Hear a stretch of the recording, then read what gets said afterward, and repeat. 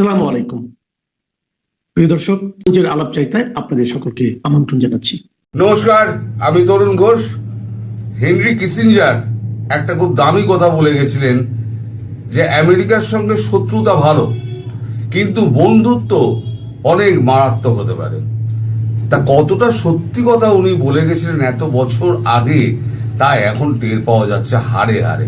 আমাদের Donald Trump প্রথম দফায় এসে উনি মোদিজির সঙ্গে এমন একটা বন্ধুত্ব তৈরি করলেন, সারা পৃথিবীর সাবাস সাবাস বলতে লেগে গেল যে হ্যাঁ, জোর বটে এইটা, বন্ধু হতো ऐसा, দোস্ত হতো ऐसा।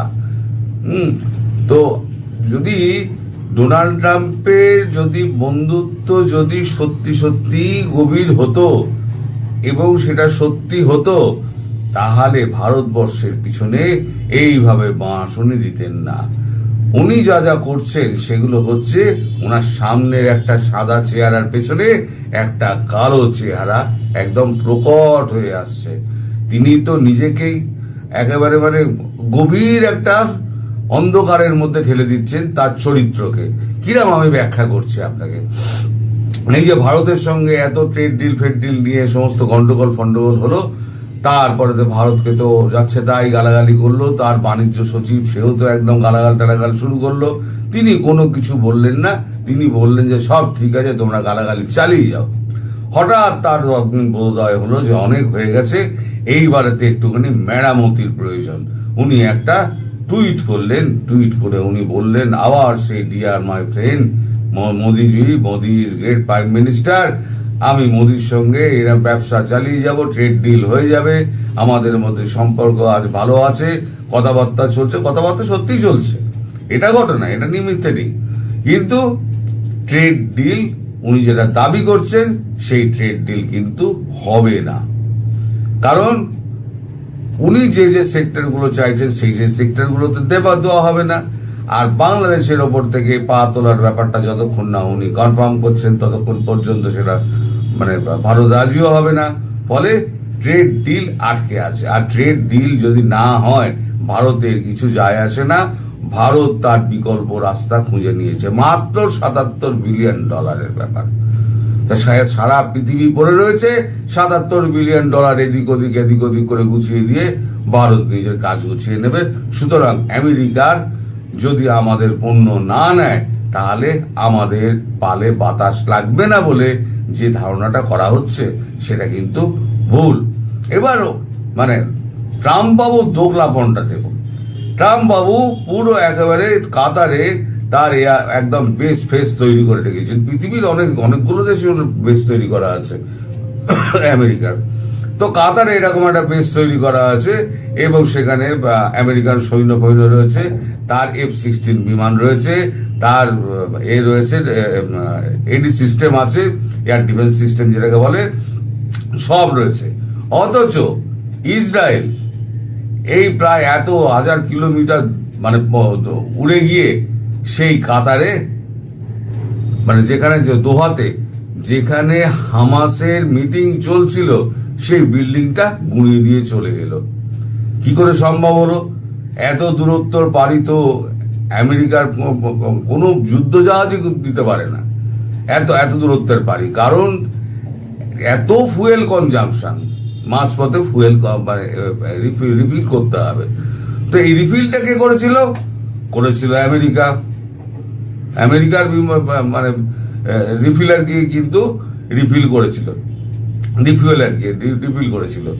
আচ্ছা, এবার খবরটা কে দিয়েছিল? মিটিং হয়েছিল সেটা দিয়েছিল CIA। কাকে মারলো কাতারকে কে প্রতিরক্ষা দিয়ে রেখেছিল আমেরিকা। অথচ ইসরায়েল এসে মাঝ আকাশে তেল ভরে জায়গা মতো গিয়ে রকেট ফকেট বেড়ে আবার নিশ্চিন্তে আবার মাঝ আকাশে তেল ভরে আবার ইসরায়েল ফিরে এলো। তাহলে এটা কি করে সম্ভব হলো? এইখানে হচ্ছে ট্রাম্পের একেবারে 2 নম্বরই, যে আমি কি যা বলি সেটা বিশ্বাস করো না, আর আমি যেটা বলি না সেটাই বিশ্বাস করো। এবার ধরুন আবার ইসরায়েল এবার হঠাৎ করলো কি, গত 2 দিন ধরে যত এই আপনার এগুলো রয়েছে, লাল দাগ দেওয়া রয়েছে, লিবিয়া থেকে আপনার ইজিপ্ট পর্যন্ত যত আছে সব গোটা 6 রাষ্ট্রে, মুসলিম রাষ্ট্রে গিয়ে একেবারে ধারাদার করে বোমা মেরে চলে এলো। কিন্তু ট্রাম্প একেবারে চুপ, ট্রাম্পের কোনো কথা নেই, ট্রাম্প চুপ। এই যে মুসলিম দেশগুলোতে হঠাৎ করে মারছে, তা ট্রাম্পের একটা কথা বেরিয়েছে মুখ দিয়ে।